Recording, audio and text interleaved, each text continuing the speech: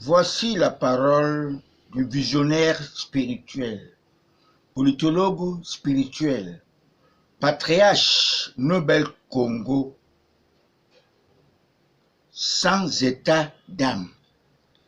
Je ne me lasserai pas d'informer mon candidat naturel, Paul Biya, en lui disant, s'il continue de traiter nos frères du sud-ouest et du nord-ouest comme les terroristes, je lui recommanderais de bâtir plusieurs morgues pour garder les cadavres. Et nous affronterons à une éventuelle guerre civile qui est le souhait de la France. Nous ne pouvons bafouer la paix selon notre devise paix, travail, patrie, en faisant semblant de résister dans la violence. La violence retarde notre émergence et l'évolution de notre pays, Rodios Camarouès. Je profite de cette opportunité qui m'est offerte pour prévenir nos jeunes de prendre conscience, d'avoir le sens très élevé de patriotisme et de profiter de cette démocratie qui avait été inspirée par notre Père de la Nation ce 9 février 2020, qui a donné à mon champion toute catégorie 20 sur 20. Vous devez savoir, le respect aux hommes politiques, tel que Célestin Djamène, il est un homme lion.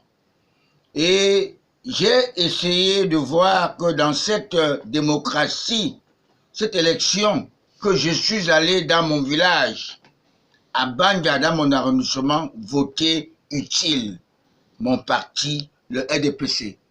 Et nous avons gagné à Banja.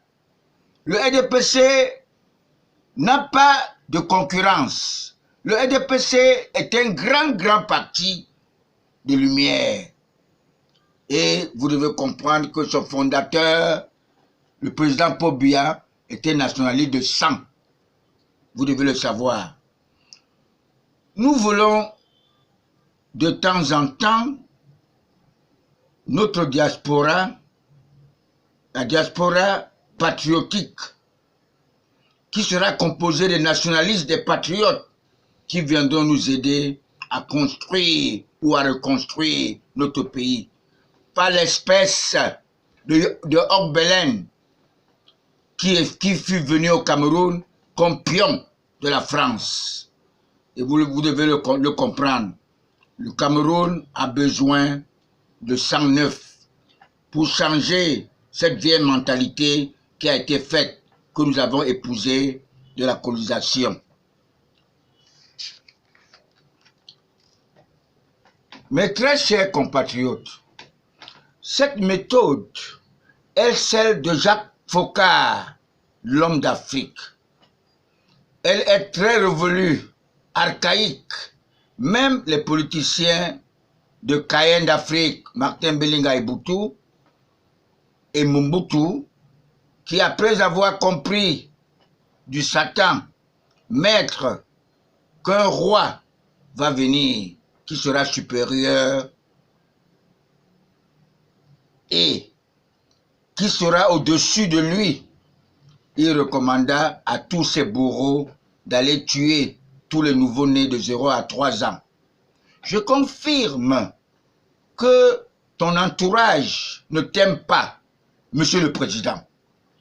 Et ils n'ont pas la crainte de Dieu. Si vous m'avez connu depuis 2016, Monsieur le Président, les naïfs de l'histoire ne tomberont pas dans ce piège, orchestré par les francs-maçons, les buveurs de sang. J'ai la solution pour arrêter cette hémorragie sans armes, car Moïse n'a pas libéré les Juifs avec les armes. Vous devez comprendre cela, Monsieur le Président. Malgré la fermeture du robinet de notre grand parti, le RDPC,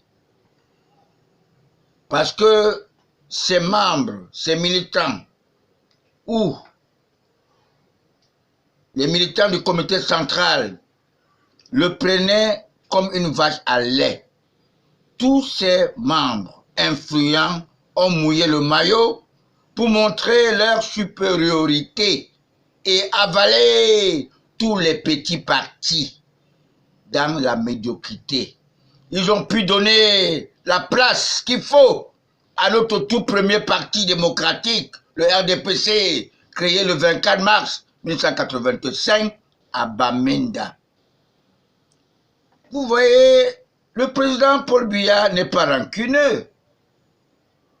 Loin de ça.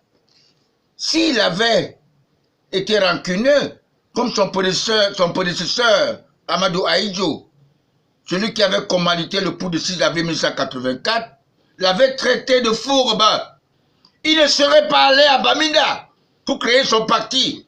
Il serait parti plutôt à Bomeka ou à Sarmelima dans son fief. Et que dans son fief, avant de faire le toilettage, il avait été vomi. Il n'avait que 15% dans son fief. Et après, tous ces moutons de Panuche, ces politiciens qui l'entourent, j'en connais plusieurs, mais on ne cite pas les contemporains, ont changé ce sondage qui était de 15% à 85%. Voilà la cause qui a poussé mon candidat naturel Paul Biya, n'est-ce pas, de faire ce toilettage. Et nous avons constaté que ce toilettage, on a placé plutôt les plus médiocres pour remplacer les médiocres. Les gens qui n'ont rien à voir dans la politique. Les ventrologues, tous les fils de lui Paul Ojola, qui n'était qu'un franc-maçon. Toutes les décisions seront concrètes. Et le congrès extraordinaire de notre grand parti, le RDPC, serait éminent. Le RDPC n'aura plus besoin de fanfarons. On aura besoin des nationalistes, le sang neuf. Mes très chers compatriotes, vous devez savoir que la récréation est terminée, car toutes les 10 régions ont leurs problèmes spécifiques.